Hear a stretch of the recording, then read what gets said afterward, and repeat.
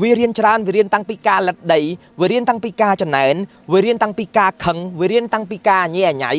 นี่คือจิการเรียนบอกเขมรแต่ยังจีเนี่ยดังเพลย์ยังตระเนอปีกาขนมกาตำรองเวียเมนเนอปีมุกเวทีขยมมันได้ดาวปีมุกโกนนี่ดูเบอร์สันเจมันเจนเชียมลานมันบกขโมยเงือบยำทางเงือบลานแต่ดูแบบปันนั่งไงก็ดูคลังยันนั่งเดียดเงือบโกนเวียสดับเนาะบ้านในแต่สัญญาบอกขยมมันตะเลือกอดนั่นก็คือกอดเราตะเงือบไปขยมตายตาจินจำโกนในขนมสับเพียบมวยเอาโกนทาชีวิตคือชื่อตำนูของเราแต่โกนขมิ้นน่ะมาตัวเขาตระจีวัดโกนเชียงโกนเต้vậy cho mỗi quát đáp quát đời cho cái tục đã hơi ấp chặt chơi ấp vì này sai ta cũng anh không thử chẳng quát quát miên sợi phiệp quát anh miên sợi phiệp có cất tha mạ phá đôi chì cổ rộp quát vô bị quát đáy chẳng quát hiền mình chạy nhảy chẳng nó pe đang anh đại quát miên là rõ môi tha dương chìa bụng bạn ái mình đôi tha bụng này đang là thử bụng này đang là cài quát thử tam bụng này chẳng cứ mẹ nàyជំរាបសួរបងហើយសួស្តីទៅកាន់ប្រិយមិត្តអ្នកស្រឡាញ់ការអានទាំងអស់គ្នាស្វាគមន៍មកកាន់ទេសចរអំណានសារជាថ្មីដែលស្ថិតនៅក្នុងខេត្តកែបដដែលហើយដោយសារខ្ញុំមានឃើញមានបញ្ហាមួយដែលខ្ញុំគិតថាគួរតែលើកដែរពាក់ព័ន្ធជាមួយនឹងការចិញ្ចឹមកូនខ្ញុំទៅតែឃើញក្មេងម្នាក់ដែលគេបានបង្ហោះនៅក្នុងបណ្ដាញសង្គមគាត់ទៅ diss យាយគាត់ថា diss រូបរាងគេអត់មើលកញ្ចក់ក្បាលមិនសមនឹងសក់បាទ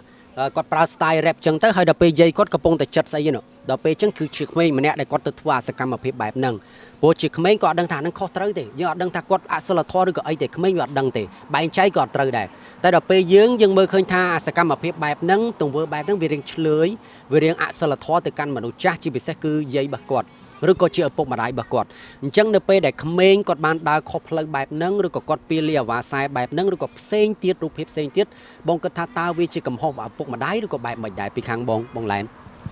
បើតាមបទពិសោធន៍បងទីមួយបងសុំលើកយកទ្រឹស្ដីរបស់ពុទ្ធសាសនាដែលបានទៅសេណាពុទ្ធទូមានថាឪពុកម្ដាយជាគ្រូដើមអញ្ចឹងទីមួយគឺឪពុកម្ដាយ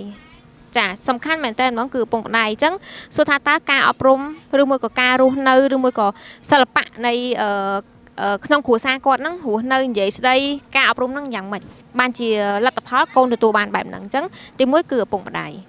ទី2ការសេពគប់ខាងក្រៅអញ្ចឹងសួរថាតើនៅសាលារៀនគ្រូគាត់បានចូលសាលារៀនទៀងទាត់អត់ទី2សង្គមបរិយាកាសមិត្តភ័ក្តិគាត់ហ្នឹងតើជាមនុស្សប្រភេទណាការសេពគប់ចាចុះបងដែរបងបើនិយាយទៅបរៀនក្មេងក៏ច្រើនអប់រំក្មេងក៏ច្រើនដល់ពេលអញ្ចឹងកូនបងផ្ទាល់វិញពិបាកទេនៅក្នុងការអប់រំឬក៏ចង់ផលិតគាត់ឲ្យទៅជាក្មេងនឹងមានធនធានបែបមិនអញ្ចឹងណាតាមពិតការចិញ្ចឹមកូនវាមិនមែនជាអារម្មណ៍លំបាកឬក៏ស្រួលវាជាទំនួលខុសត្រូវនេះវាមានតម្លៃណាស់សម្រាប់ការយល់ឃើញក្នុងការចិញ្ចឹមនរណាម្នាក់មិនមែនព្រោះតែយើងសប្បាយចិត្តយើងចិញ្ចឹមឬក៏យើងមិនចូលចិត្តយើងឈប់ចិញ្ចឹមណាខ្ញុំមានទំនួលខុសត្រូវច្រើនណាកូនគេក៏ដូចកូនខ្ញុំក៏ដូចកូនគេដោយសារខ្ញុំប្រើពាក្យហ្នឹងអញ្ចឹងមកខ្ញុំប្រឹងទៅតាមលទ្ធភាពខ្ញុំធ្វើទៅបានអញ្ចឹងតាក់ទងនឹងការចិញ្ចឹមកូនខ្ញុំអាចឆ្លើយបានព្រោះខ្ញុំជាឪពុកដែលមានកូនប្រុសអាយុ2ឆ្នាំ5ខែហើយ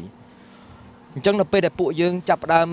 និយាយនឹងរៀបផែនការយកកូនម្នាក់ពីមុនខ្ញុំថាយកបាត់យកកូនទេក៏ខ្ញុំនិយាយដល់ហងមាសប៉ុន្តែខ្ញុំនឹកឃើញថាពូជខ្មែរយើងដីក៏នៅសល់ធំទលំទលាយប្រជាពលរដ្ឋអ្នកក្រកើតកូនរដេកអត់មានអ្នកណាទទួលខុសត្រូវខ្វះលទ្ធភាពមើលឲ្យអ្នកមានលទ្ធភាពកិច្ចយករួចខ្លួនក្នុងការថាជីវិតជាទុកបើចូលជាទុកហៅឲ្យចេញមកទុកជុំគ្នាមើលជួយរកគ្នាប្រឡោះទុកយ៉ាងណាខ្ញុំក៏គិតថាយកមួយទៅស្រីប្រុសមិនប្រកាន់សំខាន់ត្រូវមានមនុស្សម្នាក់ក្នុងការពង្រីកពូជពងខ្មែរឲ្យមានតំណតពូជនៃជនជាតិខ្មែរយើងខ្ញុំក៏បង្កើតកូនប្រុសមួយអាយុបាន2ឆ្នាំ5ខែមកទល់ឥឡូវពេលដែលគាត់នៅក្មេងក្នុងពោះអាយុទើបតែ2ខែពួកយើងរៀបចំផែនការបង្រៀនគាត់បាត់ហើយប្រើភ្លេងក្នុងការបញ្ចូលទៅក្នុងសាច់ផ្ទៃពោះម្ដាយរបស់គាត់អានសៀវភៅជាសម្លេងថ្នមក្នុងការទំនាក់ទំនងជាមួយគាត់ខ្ញុំជាឪពុកប្រឹងក្នុងមិនប្រើពាក្យកំហោកខ្លាំងណាមួយទៅកាន់ប្រពន្ធរបស់ខ្ញុំដែលជាហេតុឆ្លងទៅក្នុងកូនក្នុងពោះខ្ញុំប្រយ័ត្នទាំងសម្ដីទៀតពេលដែលខ្ញុំនិយាយមួយប្រពន្ធរបស់ខ្ញុំវិនការពីអាភាសាហ្នឹងវាឆ្លងអញ្ចឹងអស់លោកបងប្អូនស្ដាប់សាច់រឿងនេះវាដូចជាការរៀបចំវាជាការធ្វើផែនការក្នុងការចិញ្ចឹមមនុស្សមិនមែនភ្លុចតាមអំពើចិត្តយើងទៅរួចបានទេយើងត្រូវផែនការអស់លោកដែលមានបញ្ហាហិរញ្ញវត្ថុបញ្ហាគ្រួសារមកពីឯធូបានរៀបបានអត់ទេអាការធូហ្នឹងអាស្រ័យយើងរៀបចំទេភាសានេះយើងមិនបាច់មានលុយអីយើងនិយាយដោយសតុនទៅសភៅយើងមិនចាំប្រើដូចទិញដូច iPhone ទិញដូចទូរស័ព្ទណាយើងដាក់ពីក្បាលឲ្យគាត់អានចាក់ឲ្យគាត់ស្ដាប់ទៅតែមកពីគាត់អត់ព្រមរីកចម្រើនម្ល៉េះហើយបានជាខ្ញុំជាឪពុកម្នាក់ខ្ញុំឈរជាបទពិសោធន៍ថា ពេលកូនខ្ញុំចាប់កំណើតបានត្រឹមតែ2ខែហ្នឹងខ្ញុំចាប់ដើមរៀបផែនការបាត់ឥឡូវវាអាយុបាន2ឆ្នាំ5ខែនេះវាស្ថិតនៅក្នុងបន្ទាត់មួយដែលខ្ញុំមើលពីក្រោយក្មេងត្រូវការរៀនខ្ញុំជាអ្នកតម្រង់ផ្លូវវារៀនច្រើនវារៀនតាំងពីការលិតដីវារៀនតាំងពីការចំណែនវារៀនតាំងពីការខឹងវារៀនតាំងពីការញ៉ែញ៉ៃនេះគឺជាការរៀនរបស់ក្មេងតែយើងជាអ្នកដឹងផ្លូវយើងត្រូវនៅពីក្រោយក្នុងការតម្រង់វាមិននៅពីមុខវាទេខ្ញុំមិនដែលដើរពីមុខកូននេះដួលបើសិនជាមិនចេញឈាមឡានមិនបុកខ្ញុំឲ្យងើបខ្ញុំថាងើបឡើងទៅដួលប៉ុណ្្នឹងថ្ងៃក្រោយដួលខ្លាំងជាងនឹងទៀតងើបកូនវាស្ដាប់ខ្ញុំអត់បានទេតែសញ្ញារបស់ខ្ញុំមិនទៅលើគាត់ហ្នឹងគឺគាត់ត្រូវតែងើបហើយខ្ញុំតែងតែចិញ្ចឹមកូននៅក្នុងសភាពមួយឲ្យកូនថាជីវិតគឺជាទំនួលខុសត្រូវទេកូនគ្មាននរណាមកទទួលខុសត្រូវជីវិតកូនជាងកូនទេខ្ញុំនិយាយភាសានេះតាំងស្ដាប់អត់បានតែខ្ញុំដឹងថាភាសានេះខ្ញុំនឹងបន្តនិយាយរហូតដល់វាស្ដាប់បានថាជីវិតគឺជាតតកាខុសត្រូវទេគ្មានណាមកទទួលខុសត្រូវទេកូនឯងមានជីវិតមួយត្រូវទទួលខុសត្រូវលើខ្លួនឯងអញ្ចឹងភាសាហ្នឹងនិយាយដាក់ក្មេង2ឆ្នាំមិនបានផលទេមិនមែនបានផលថ្ងៃ2ឆ្នាំទេបានផលវេចម្រើនវ័យនោះ5 6ឆ្នាំមិនចេះគិតទេអញ្ចឹងខ្ញុំជាឪពុកម្នាក់ខ្ញុំតែងតែផ្ដល់ឱកាសក្នុងការឲ្យកូននឹងរីកចម្រើនជាមួយនឹងបទពិសោធន៍នៃការចិញ្ចឹមកូនមួយដែលទុកឲ្យវានឹងមានកំហុសច្រើននៅក្នុងជីវិតប្រចាំថ្ងៃហើយយើងជាអ្នកសេរីវិញពួកកំហុសនេះវាមិនជួបថ្ងៃនេះក៏10ឆ្នាំក្រោយវាជួបដែរតែ10ឆ្នាំក្រោយជួបប្រហែលជាកំហុសពិបាករើបន្តិចបងចូលរួមបន្តិចអ្វីដែលបងដេគាត់មានប្រសាសន៍ហ្នឹងគឺតាក់ទងជាមួយនឹងការចិញ្ចឹមកូនដោយស្មារតីឬមួយក៏តាមពាក្យពុទ្ធគេហៅថាវិបស្សនាបានថាយើងដឹងខ្លួនថាយើងកំពុងតែធ្វើអីយើងចង់ទៅណាហើយយើងរៀបផែនការអញ្ចឹងឪពុកម្ដាយដទៃទៀតបើសិនជាគាត់មានស្មារតីរៀបចំផ្លូវដើរបានល្អអញ្ចឹងជឿជាក់ថាការរស់នៅរបស់គាត់ល្អចេញពីគាត់មុនបន្ទាប់មកតដល់កូនវាច្បាស់ណាស់ថាយ៉ាងពាក្យច្រើនហ្មងគឺដឹងតែល្អ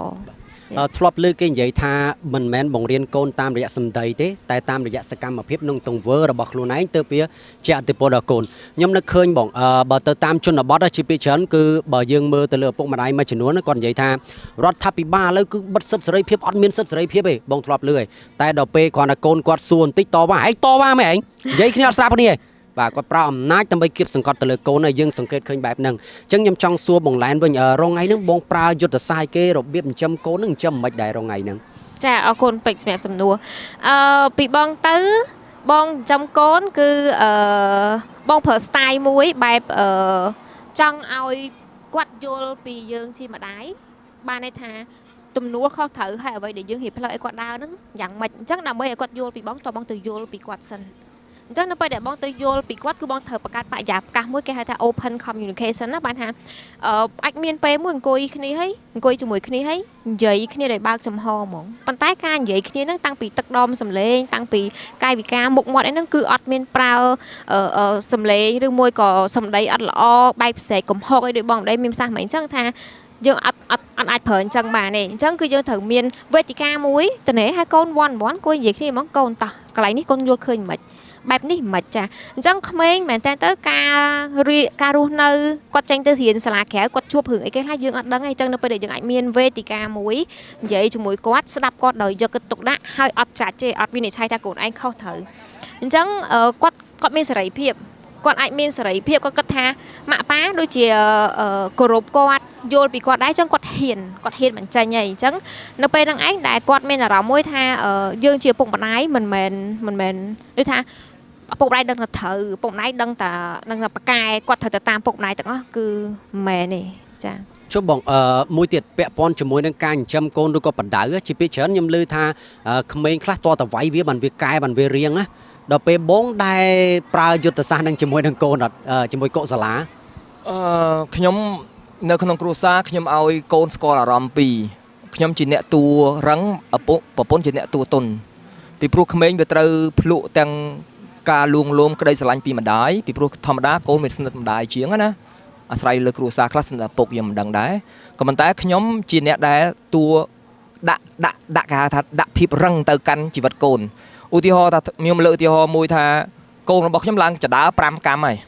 កម្មទាំងអស់វាមាន13កម្មខ្ញុំថា get down ចុះវិញឥឡូវប៉ាឲ្យចុះវិញឥឡូវគឺវាចុះប៉ុន្តែវាចុះតែដឹកដៃម៉ែវាឲ្យដឹកដៃវាឡើងម៉ែវានឹងក៏ពោវាឡើងទៅមានន័យថាវាពេលដែលមានតួពីរផ្ដល់ឲ្យវាដឹងថាប៉ាវានឹងភាសាដូចជាម៉ាត់ហើយអត់បានលេងសើចទេប៉ុន្តែវាក៏មិនល្ងងដែរវាទៅរកដំណោះស្រាយវាទៅរកម្ដាយវាដែលទុនដែលអាចបង្ក្រាបឪវាវិញបានបង្ក្រាបទៅបង្ក្រាបមកជូនវាឡើងវិញអញ្ចឹងក្មេងវាមានពីរហ្នឹងវាយក ពួកក្មេងវារបស់វាស្អាតទេក៏តែវាគិតអីវាគិតបែបដាក់ស្អាតខ្ញុំដល់ពេលឃើញគ្រួសារខ្ញុំត្រូវបានកូនខ្ញុំដឹកដៃឡើងចដាខ្ញុំចប់បដ ខ្ញុំតាមថាអញ្ចឹងវាសវត្ថភាពអីក៏វាចង់ឡើងក៏ប៉ុន្តែវាត្រូវដូរវិធីសាស្ត្រវាទៅតែ2ឆ្នាំជាងឯងតែវាដូរវិធីសាស្ត្រវាតែដឹកដៃប្រពន្ធខ្ញុំឲ្យជួយវាឡើងទៅវិញអញ្ចឹងវាក៏បានឡើងខ្ញុំក៏ថាអីលេងកើតអញ្ចឹងខ្ញុំក៏ថាយើងនៅក្នុងគ្រួសារពេលដែលខ្ញុំកំពុងតែប្រើភាពរឹងទៅលើបញ្ចូលទៅក្នុងសធិរបស់កូនប្រពន្ធខ្ញុំប្រើភាពទុនដើម្បីឲ្យកូនហ្នឹងវាទៅទាំងភ្នែនតែហ្មងมันអាចទុនពេកដែលធ្វើឲ្យកូនយើងអាចកាក់ម៉ូតូដប់ម៉ូតូដប់អាចជេកទៅបែបហ្នឹងត្រូវតែមានភាពរឹងខ្លះបញ្ចូលទៅដោះគោក៏ផឹកចេកក៏ស៊ីមីក៏ឲ្យវាលិតអានេះហៅគេហៅថាចិញ្ចឹមកូនទៅទាំងចឹងទៅបដ ாய் ទៅអញ្ចឹងនេះជាបទពិសោធន៍ខ្ញុំតែដែលប្រាប់ទៅដូចឧទាហរណ៍បងថាឲ្យចុះវិញ get down ហ្នឹងដល់ពេលអត់ចុះបងដែលប្រើហង្សាឬក៏អីជាមួយនឹងកូនដែរជាទូទៅខ្ញុំអត់ដែលប្រើហង្សាខ្ញុំតែងតែប្រើនុយថាចុះមកប៉ាយកកូនទៅណោះឬក៏ខ្ញុំស្រឡឹងថាកូននឹងចូលចិត្តជីឡានខ្ញុំនុយវាមកចុះមកទៅជីឡានខ្ញុំដឹងថាក្មេងវាស៊ីនុយមកចុះមកទៅមើលសភៅអញ្ចឹងខ្ញុំអត់សូវជាប្រើកំដាប់ដៃទេដោយសារតែជាទូទៅខ្ញុំនៅក្មេងឪពុករបស់ខ្ញុំធ្លាប់បង្រៀនខ្ញុំកាលខ្ញុំ7ឆ្នាំខ្ញុំប្រៀបថាឪពុកខ្ញុំដូចជាគ្រូកលាកាសអញ្ចឹងគាត់បរៀន ABC ខ្ញុំចាប់ក្បាលអុកក្នុងក្តារគីណាសឹងតែអុកក្តិតម្ដងពេលដល់ម៉ោង7រៀនគូចាប់ដើមភ្លេចឈ្មោះខ្លួនឯងភ័យញ័រខ្លួនហើយពីព្រោះខ្ញុំទទួលអារម្មណ៍បែបហ្នឹងខ្ញុំមិនចង់ឲ្យកូនរបស់ខ្ញុំភ្លួយក៏ប៉ុន្តែមើងម៉ាត់របស់ខ្ញុំមិនមែនហឹង្សាទេមើងម៉ាត់របស់ខ្ញុំគឺសម្ដាប់ធ្នាប់ប្រយ័ត្នតែមើងម៉ាត់ផ្សេងអាហឹង្សាផ្សេងមើងម៉ាត់និយាយជាមួយកូន1 2 1 2គឺ2មាននុយក្នុងការដោះដូរអញ្ចឹងកូនរបស់ខ្ញុំពេលខ្លះវាស៊ីនុយខ្ញុំដែរឧទាហរណ៍បើវាមិនស្ដាប់ខ្ញុំរកនុយឲ្យវាស៊ីគឺថាមកទៅប៉ាជីឡានដើរលេងមកជុំតោះវាលឺសូរអញ្ចឹងវាកាច់ពឹបវាចុះមកអញ្ចឹងជាឪពុកម្ដាយត្រូវមានតាក់ទិចអបបាយក្នុងការដឹកនាំបង្រៀនកូនអញ្ចឹងទុនឲ្យប្រពន្ធរឹងឲ្យខ្ញុំណាមួយខ្ញុំរឹងស្រាប់ផងការផុតបងពុកសូមបន្ថែមតិចតាមសភៅ parenting ដែលគេបានរកឃើញណាគេបានបញ្ជាក់ថាចេះការអប់រំកូនមានតាមលំដាប់ក្មេងពី1ខួបទៅ3ខួបធម្មតាគ្រូបាក៏អត់តន់ថ្លឹងថ្លែងអីទេហើយគាត់ចាំតែស្រូបទាញទេដល់ពេលពី3ដល់10ឆ្នាំគាត់ repeat បែរថាតែយើងធ្វើអីគាត់ធ្វើហ្នឹងហើយអញ្ចឹងវ័យហ្នឹងគឺសំខាន់ណាស់ដែលពុកម្ដាយទាំងអស់គ្នាគួរគុំបញ្ចេញអាកប្បកិរិយាណាមួយធ្វើឲ្យកូនមើលឃើញដល់ពេលពី13ទៅ18ពេលហ្នឹងគឺចាប់ផ្ដើមប្រើ emotional ហើយនឹង reasoning ហីគាត់ថ្លឹងថ្លែងហេតុផលហ្មងគាត់លេងតាមយើងណាមិនប្រកាសថាអូម៉ាក់ធ្វើនេះកូនឯងត្រូវទៅតាមមិនមែនទេអញ្ចឹងគាត់ថ្លឹងថ្លែងហេតុផលបកស្រាយឲ្យគាត់យល់ឲ្យគាត់ទទួលយកបានក្នុងរូបភាពបរិបទមួយដែលថាហេតុផលអានឹងគាត់ទទួលយកចាហើយការប្រើហិង្សាហ្នឹងពីមុនដូចជំនាន់ពេជ្រហើយជំនាន់បងដូចបងដេអីហ្នឹងពុកម្ដាយយើងវាយសបោកសក់ខ្សែក្បាត់អីដាក់មកទំហឹងហ្នឹងគិតចាត់ទុកថាហ្នឹងជាការនិយាយស្ដាប់គ្នាតែក៏ប៉ិតកូនរឹងចង់ងាប់ហើយយើងលាក់បានគាត់ទៀតតែមកដល់សម័យឥឡូវនេះ technology អាប់ដេតហើយនៅសង្គមអឺរ៉ុបក៏យើងដឹងដែរថាពុកម្ដាយទៅវាយកូនគេប្តឹងពីមុនបងអត់យល់ទេបងអត់យល់ថាម៉ែអើចិញ្ចឹមកូនហត់ចង់ងាប់ហើយគាត់នៅវាយស្ដីប៉ុណ្ណឹងប្តឹងចាប់ដាក់គុកមានណាហើយនៅស្រុកខ្មែរយើងឥឡូវនៅវាយកូនឡើយហ្នឹងក៏ប៉ុន្តែបន្តិចម្ដងពុកម្ដាយគាត់ចាប់ផ្ដើមទទួលផលហើយចាប់ផ្ដើម affect ហើយពីមុនគាត់ថាវាយបានពេលកូនធំទៅតែហ៊ានវាយរត់ចេញពីផ្ទះអ្នកខ្លះអញ្ចឹងយើងចាប់ផ្ដើមរៀនសូត្រពីឪពុកម្ដាយទៅចាប់ផ្ដើមរៀនសូត្រអំពីការចិញ្ចឹមកូនដោយស្មារតីរៀនសូត្រពីបរិបទជុំវិញខ្លួនថាតើក្មេងពីវ័យណាដល់វ័យណាបែបម៉េចហើយគួរជៀសវាងបំផុតគឺអំពើហិង្សាហ្នឹងខ្ញុំពីទូចបងម៉ែខ្ញុំហៅពេញម្នាក់ហើយម៉ែ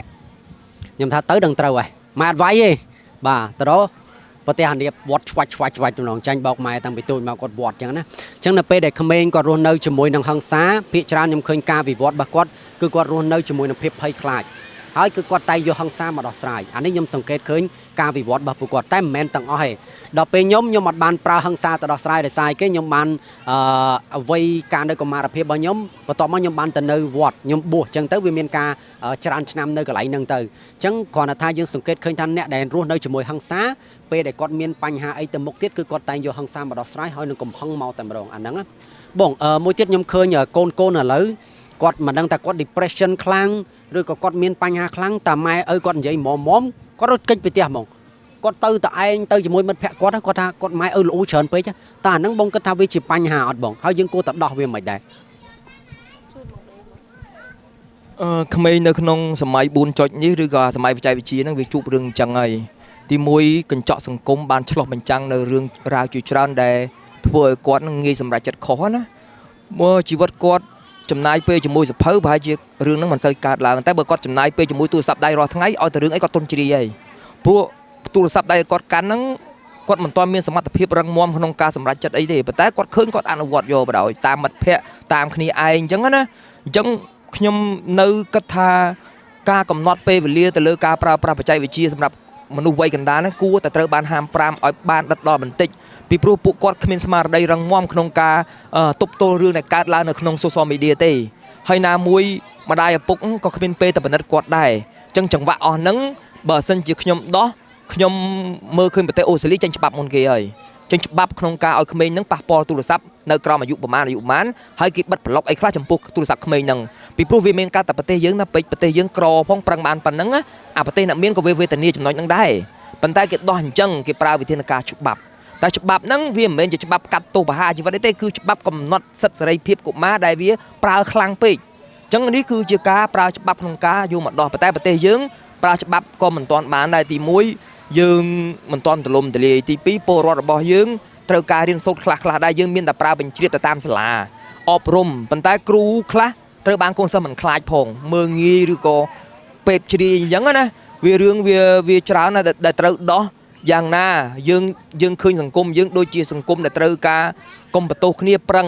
ម្ដាយឪពុកប្រឹងតាមម្ដាយឪពុកកូនជាកូនត្រូវមើលញើសឈាមឪពុកម្ដាយហ្នឹងហូរហ្នឹងដើម្បីយើងអត់បើគាត់ដើម្បីយើងត្រូវដើម្បីគាត់ម្ដាយឪពុកខ្លះនាំតែដកលុយចេញពីអាវតំណក់ 20000 ឲ្យកូនទៅរៀនសឹងតែគាត់វេទនាចំណុចណាយើងមិនដឹងទេហើយយើងទៅរៀនធ្វើអញ្ចឹងទៀតយើងគិតដល់ថ្នាក់ហ្នឹងណាពួកអាហ្នឹងចេះគិតដែរអា15 16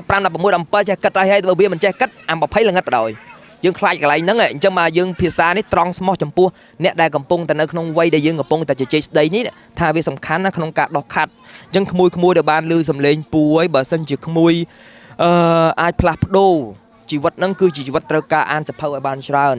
នពួកពេលដែលអានហ្នឹងពេលដែលប្រើប្រាស់អ្នកខ្លះសួរខ្ញុំអាននឹងស្ដាប់មួយណាល្អជាងនៅសង្គមខ្មែរអានសភៅវាផ្ដល់គំរូចាស់អានសភៅកាន់សភៅក្មេងគិតថាចាស់អានសភៅតែចាស់ស្ដាប់កាន់ទូរស័ព្ទវាស្មើយើងលេងទូរស័ព្ទវាបែងចែកមិនបានអញ្ចឹងអាននឹងស្ដាប់បើសិនជាអ្នកនៅម្នាក់ឯងស្ដាប់ចោះតែបើអ្នកឯងនៅជុំគេជុំឯងអានយកសភៅមកទៅដកសភៅចេញមកក្មេងវាគិតថាយើងអានសភៅអញ្ចឹងខ្ញុំនៅតែលើកទឹកចិត្តថាដើម្បីឲ្យក្មេងនៅក្នុងកណាត់កដាលពួកយើងជាចន្ទង់នេះពួកយើងពួក30 40នេះត្រូវធ្វើការធ្ងន់ណាស់ក្នុងការផ្ដល់ជាតម្រុយវីដេអូល្អទោះធ្វើវីដេអូដំបូងអ្នកមើលតែ3 4នាក់នៅតែធ្វើ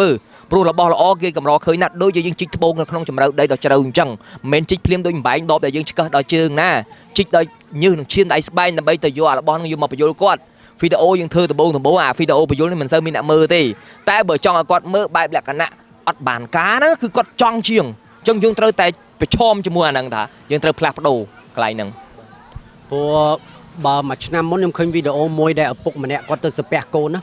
គាត់សាពះកូននៅលើក្រែលោកកូនឲ្យពុកធ្វើមិនទៀតឲ្យពុកសាពះកូនក៏បានដែរមិនបានទៅអញ្ចឹងទៀតខ្ញុំមើលវីដេអូខ្ញុំមានអារម្មណ៍ថាក្តុកក្តួលដល់ថ្នាក់ជាឪពុកម្នាក់ហើយទំនួលខុសត្រូវកិត្តិយសគេឈ្មោះជាមួយកូនតែចុងក្រោយគាត់បែរជាសាពះកូននៅលើក្រែដើម្បីសុំឲ្យកូនកែប្រែបងប្រហែលជាឃើញវីដេអូហ្នឹងហើយអញ្ចឹងយើងឃើញថាបញ្ហានេះវាអត់ងាយស្រួលទេហើយពាក់ព័ន្ធជាមួយនឹងក្មេងការចិញ្ចឹមកូនខ្ញុំគិតថាក៏រត់តែបញ្ហាដែរតែខ្ញុំឃើញប្រទេសជប៉ុនគេធ្វើបានល្អពាក់ព័ន្ធជាមួយនឹងការចិញ្ចឹមក្មេងអញ្ចឹងដល់ពេលអញ្ចឹងកន្លែងហ្នឹងបងមានអីចូលរួមបន្ថែមដែរបងតកតងជាមួយនឹងប្រទេសជប៉ុនពិតជាបានឃើញមែនថាការរស់នៅរបស់ពួកគាត់គឺការអប់រំប្រទេសជប៉ុនគេផ្ដោតខ្លាំងមែនតើហ្មងក្មេងពីទូចទៅហ្នឹងគឺគេមានវិន័យហើយគេមានការទទួលខុសត្រូវខ្លួនឯងដូចយើងឃើញបងទៅផ្ទាល់ឬក៏ឃើញតាមវីដេអូអីហ្នឹងស្បែកជើងក៏គេចាប់ខ្លួនឯងកតាព្រៀនអ្វីដែលគេអាចធ្វើខ្លួនឯងក្នុងវ័យដែលគាត់អាចទទួលខុសត្រូវគឺគាត់ធ្វើខ្លួនឯងទាំងអស់អញ្ចឹងទី1ការអប់រំត្រឡប់មកមើលប្រទេសខ្មែរយើងវិញសួរថាតើការអប់រំដល់កម្រិតណាហើយអញ្ចឹងពេលដែលបងឮពេជ្រនិយាយមិញហ្នឹងវីដេអូហ្នឹងបងបានឃើញដែរឪពុកម្ដាយដែលគាត់មានកូនណាពេលខ្លះគាត់ពិតជាអត់ដឹងមែនថាត្រូវធ្វើម៉េចពីព្រោះអីបែកពីឪពុកមកប្រទេសជាតិយើងកម្រិតហ្នឹងអញ្ចឹងនៅពេលដែលគាត់មានកូនគឺគាត់ចិញ្ចឹមកូនតាមទម្លាប់គាត់មិនមែនថាចិញ្ចឹមកូនបែបគាត់ធ្លាប់ទៅស្រាវជ្រាវបានទៅអានសភៅទៅមើលថាតើត្រូវចិញ្ចឹមកូនបែបម៉េចអត់ទេគឺតាមទម្លាប់ចាស់ទាំងអស់អញ្ចឹងនៅពេលដែលគាត់គាំងថាមិនដឹងត្រូវចិញ្ចឹមកូនបែបម៉េចទេហើយកូនហ្នឹងគឺត្រូវបានអូសទាញដោយសង្គមខាងក្រៅយើងទាំងអស់នេះដឹងហើយថាសង្គមខាងក្រៅប្រព័ន្ធ social media ដោយបងដេមានប្រសាសន៍មិនអញ្ចឹងអ្វីដែលល្អមនុស្សអត់សូវចូលចិត្តមើលទេតែបើសិនជាអ្វីដែលលក្ខណៈថារំកលិកឆាក់ឬក៏បែបលេងសើចអត់ប្រយោជន៍អីហ្នឹងគឺគេចូលចិត្តមើលច្រើនមែនតើអញ្ចឹងសួរថាតើកត្តាមួយនេះបើសិនជាចង់ឲ្យប្រទេសយើងដូចប្រទេសជប៉ុនយើងត្រូវកែពីអ្វីទៅខ្លះកត្តាចូលរួមមានច្រើន ពីបងទៅបងអត់គិតអ្វីវាហួសធំពេកហួសវិស័យទេពីព្រោះធម្មជាមនុស្សម្នាក់ដែលមានកូនប៉ុណ្ណឹងហើយ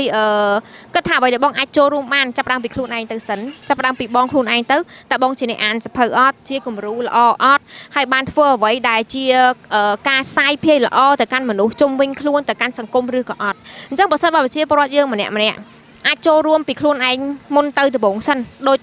បងដេអញ្ចឹងគាត់ចូលរួមពីខ្លួនឯងគាត់លះបង់ដើម្បីកូនដើម្បីសង្គមជាតិមួយនេះជឿជាក់ថាមិនយូរមិនឆាប់ទេយើងដូចប្រទេសជប៉ុនដែរ